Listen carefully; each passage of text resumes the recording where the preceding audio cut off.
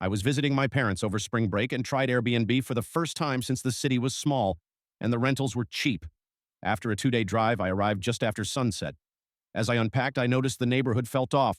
Dark, quiet, no streetlights or people out, and the Airbnb was the only house with lights on. I brushed it off and settled in, watching a movie to unwind. Around 9 or 10 p.m., I heard knocking at the front door.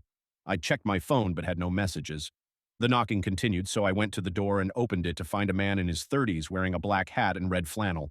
He seemed confused and awkward, smiled briefly, then walked away mumbling. I shut the door, unsure of what just happened.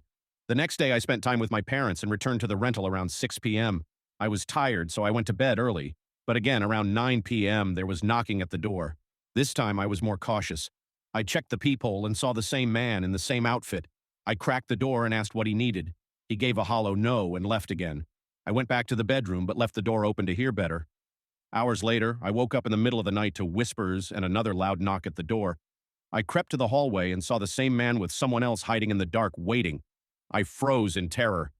Suddenly, I locked eyes with the man through the back window. Panicking, I ran to the bedroom and called the police as I heard multiple footsteps surrounding the house. The police arrived and the men disappeared. The host, contacted by the officers, was oddly more annoyed than concerned. They never found out who the men were, but I suspect someone else had stayed at the Airbnb, and they mistook me for him. Whether they were looking for him or just insane, I'll never know. But I'll never forget the fear that night.